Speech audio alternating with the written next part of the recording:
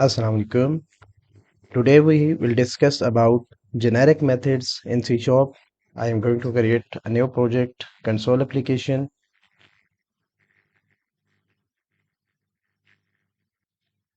Application is created. Now I want to discuss a scenario, and before discussing scenario, I want to uh, tell you what is generic. C Sharp generic is a feature in the language that allow developers to create reusable code that can work with different data types. It enables the creation of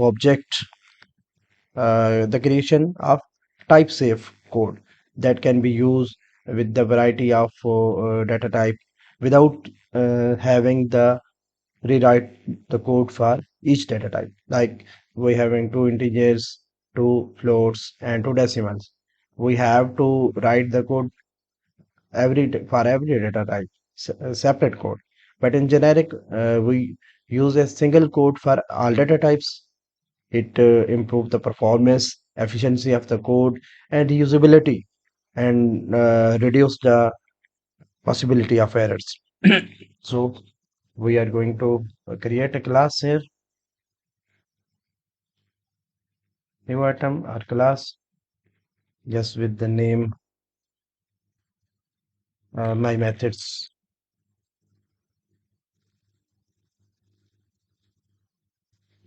my method. Again, I am going to rename it my methods with S. Yes, yes. Now this is my class. I am going to create a method of integer which will return an integer and will sum up two integers, and name is getSum. Getsum will take two arguments, int a and int b, and will return a plus b. This is my method.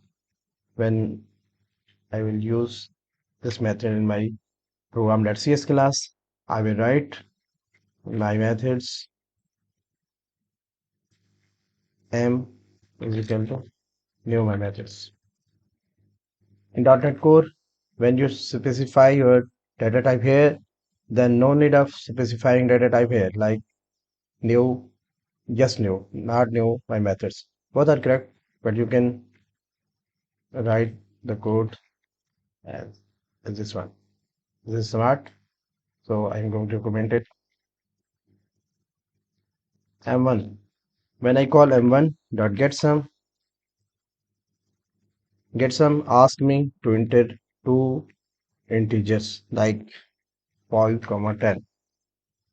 It will give me 15, and I will store int a result 1 is equal to 10. I can write the result on console.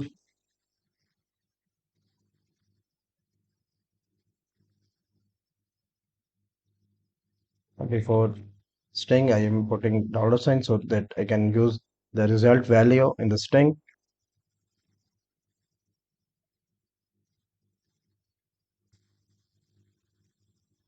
One more thing I am going to add in my program is this. I am hard coding these inputs. I want to get these input from user.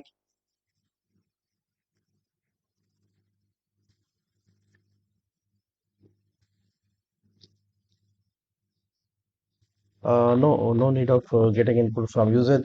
Just we have to understand concept of generic, so we can work with the hard code values. Okay. Just we am going to see what is the output. The output is 15. It's fine. Now I have some other variables. Uh, Instead of hard coding, I am declare variables here. Int v1 is equal to 5, int v2 is equal to 10, and I'm going to pass here variables name v1, v2. Result will be same, 15. But now I want to send some decimal values here, like 5.5, 10.3, and now instead of integer, I want to use decimal, as decimal can store the decimal value or float.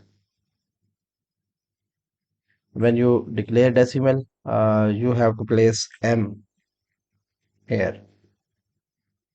Okay, understand that if you declare integer in 13, in 16, in 32, and in 64, then no need of specifying any postfix word. But with decimal, you must have to place m at the end of value. Okay, now it is giving error as my method uh, is receiving just two integers, not the decimal value or some any other types. But I want my method to make a generic method. So I am going to my method class, how we declare the generic. Just we have to place the angle brackets, and in angle brackets we specify the type, uh, which is generic type. So this is implemented on uh, member level or on also on the class type level. This is classes type, just like in struct interface delegate. Okay, this is type and this is our method or member. We can define on member level and on class level both. So first we will define on class level, member level. I'm going to add just curly angle brackets, and angle brackets I'm going to type t. T can be T type T1 or something, anything you can place here. I am going to place here T, as T means type. It means that when we will call the function, it will ask which type you want to place here. Now it is giving error, also giving error. But one more thing, when I will call m1 that get generic, get some, it is asking for a type T here. We must have to define type like int. Now the type will be int, type can be float, type can be decimal, any type. Now inside the parameter, I am getting int from the user input, but this can be int, also this can be decimal, also this can be float. Without generic, without this t, we have to create many methods. Like this one is for integer, for float, and here will also be float, then decimal,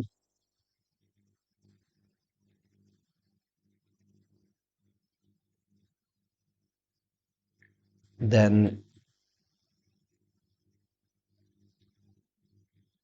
short. So you can understand how many method we will create. Okay, if our answer is something like this, decimal and getting one short and one float, then it will give error. We have to parse the value.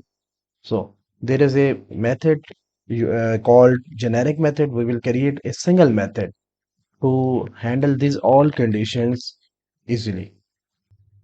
Now I am going to implement the generic. I am adding just t here. It means when getSum will be called, I will define what is the type of t, whether it can be integer, it can be float, it can be decimal, and all others. Okay. Now I am placing here T. Its return type will also be T. Which type will be defined here? Same type will be return type. And same type we will expect the arguments, and we have to return this one. Now we cannot plus use a plus b, as system is not understanding which type will be used for the T. Anyhow, I can use dynamic result is equal to a plus b. It is also giving error. It's likely because the plus operator is not defined for the generic types. System cannot understand how I will plus these two. So I have to add casting operator. This is called casting operator, both dynamic, and then result will also be dynamic, and I will return a result. This is our generic method which can be used for any numeric data type. Now come to program.cs class. Here we was expecting errors. Now I'm going to pass v1, v2. It's fine. We can use. Now m1 dot get some int, and I'm going to pass two integers. It is accepting. Now I'm going to pass get some, and going to pass a value of 5.3 and 3.2. It is accepting our values. See the difference here. Here I am defining which type will be returned. Okay, and here I have not defined the type. Just press F12 and go to the method. System is coming here. Here is T, but is not asking us about T, as T is also being used here when we pass some argument to A and B, some values to A and B, and system identify which type of A and B, and make the same this one same type. Okay, now what we can do if the this will be float and this will be integer, like this one. Okay, now system will handle this as it is. If it is double, it is also double. But what about I will use v2 here and 5.3 here. Now it is giving error, as when I hover cursor on it, it is asking this is system dot double. When we use 5.3 and store in some variable, it will be double. But if we want to make this decimal, we have to place m here. If I place m here, the problem is resolved. But I want to use two data types here. One is double and another is decimal. So we have to handle here. We are going to generate a second method. First method is taking one type and sum up the both values. Next one is T1 and T2. Okay, T1 and T2. But our result will be in numeric. I can say result will be like double. I am giving a large data type, so then large values can be handled. Now it will ask us about T1 and T2. I'm going to add here T1, T2, and other result is same. Now you can see the problem is resolved. We can pass whether a double or float and any other values, like I have integer I is equal to 10, float f is equal to 20, and decimal d is equal to 30, and short s is equal to 40, long l is equal to 50. These all are value type, numeric data type. When I will get m1 dot get result, use get result, I will pass I comma f. It's okay. I can use integer with decimals, integer with string, integer with long. All are allowed. This is placing a dot, and that's why these variable are not being used. So I am going to use here in just console console dot write line I comma f comma d comma s comma l. Yes, I am giving as input.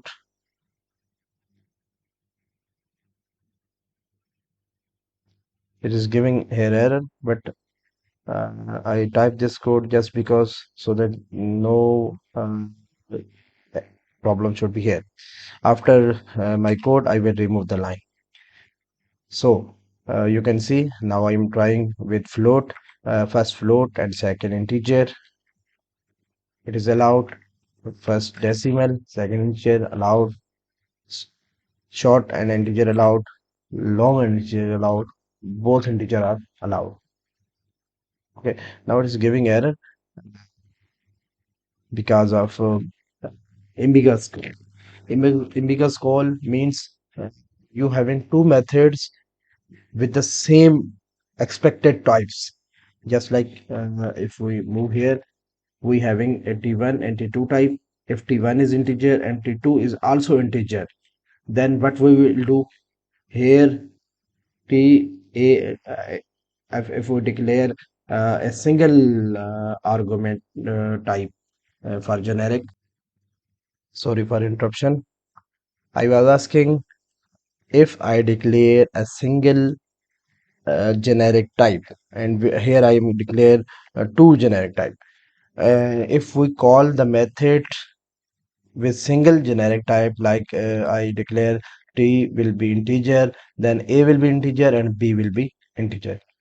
In second case, if we place this is integer and also this is integer, then system will not recognize whether this code should be executed or this should be executed. I am going to explain on Notepad. My first method will be called I just called get sum. It is first method with t. I am declaring int as t, then int a and int b. It will be something like this. Okay, and if I use this method float, and this will be float a, float b. You can see here when I create M1 get sum, and I am removing this one, and I am declaring type here. This is generic overloading, like just like method overloading. This is generic overloading. When I use this curly bracket, I can use one type int. This is first option, and another type is int. I can use these both as I have in two get some methods.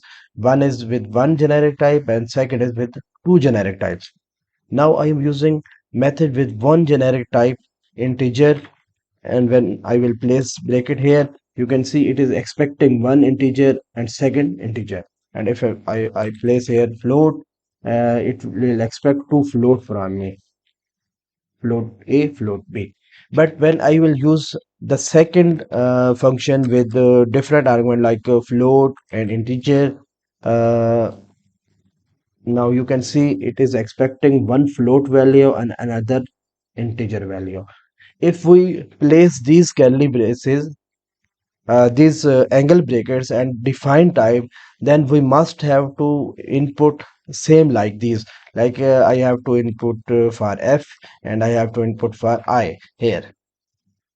But if I do not use this, then system will automatically recognize depending upon types of these.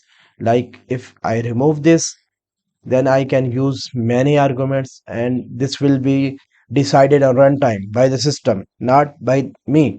But when I use this one, I can't use here long, as I have already defined the first input will be float, the second input will be integer. I cannot use long. Some types are convertible, you can use, but if I use here decimal, it is giving error. We cannot use decimal. Some variables having small types and some having large type.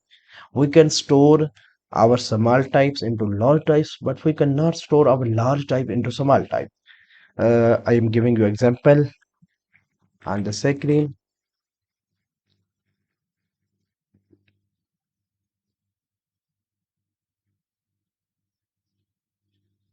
Just I having my house. This is my house. This is 100 square feet, and this is some other house which is 50 square feet. Okay. If I want to place this 50 square feet in 100 square feet, that's fine. I can do this.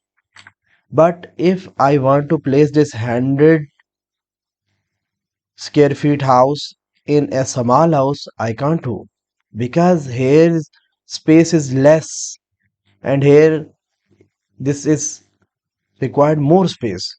So in our case of variables, the variables which contain more data can hold small data, but the variable which contains small data cannot hold the large data.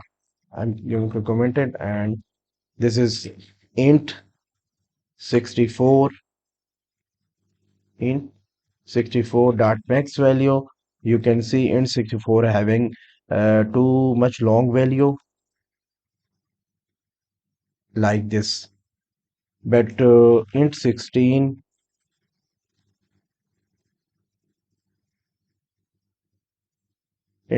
having a small value, too much small. Now I am going to declare int 16 is equal to 10, and int 64 I64 is equal to 10. Both having same values, values same but not type same. I am going to assign I16 is equal to I64. I can't do this. I64, sorry. I can't do this, as I16 having a maximum limit of 5 for up to 5. This one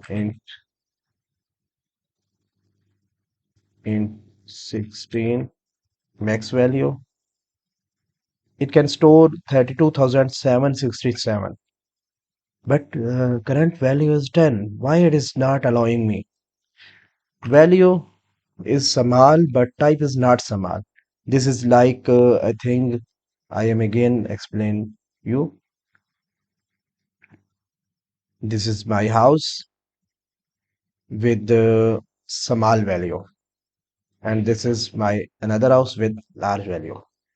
This small value is int int 16, and this is int 64. Now here are many rooms, and here are a few rooms. If I say the rooms are empty and this house having not more than 2%, and also this having 2%, then the person can be moved here. We can move 2%, 1% here, and another person here. We can say uh, 1000 square feet house having 2% and 100 square feet house is having also 2%. These 2% can stay here and also can stay here, but we cannot say the whole house can be moved here, as here is space, there no more space. Okay, so if we want to store the value of int 16, if we have confirmed the int 64 having not greater value than int 16, we can do this via convert or via parsing, just like I16 is equal to I64, but system will think that I64 having a large value, so it is giving error. We can parse just like int 16. We can parse just like this. but we must have to make sure that I64 having not a large value that can overflow from this value, this limit. Okay, this is one way to convert. Another way is convert class, convert to int16. You have already used. And third way is to convert using this data type. I16 is equal to, sorry, in the next line, I16 is equal to int 16 dot parse I64. Okay. Uh, some methods are available and some methods are not available. It can get a string format to parse. So we having a numeric format, we will just apply to string here and it will parse for us. These three methods are used to convert a large data type that can be stored into SML data type. I hope you will understand. We can use convert to int16 as this type is int16, and we can use our specific type in which we want to convert, and then use parse. Parse is also available with float.parse, decimal.parse, short.parse, available with all numeric types. I hope you will understand. Currently in this lecture, we have used our my methods class. My methods class having two methods. One is with one generic type and another is with two generic types. That's why we do not need to define so many methods for using this one. I hope you will enjoy the lecture, and after clearing the lecture, just uh, inform me, and if you having any question, you can ask me. Goodbye. Allah Hafiz.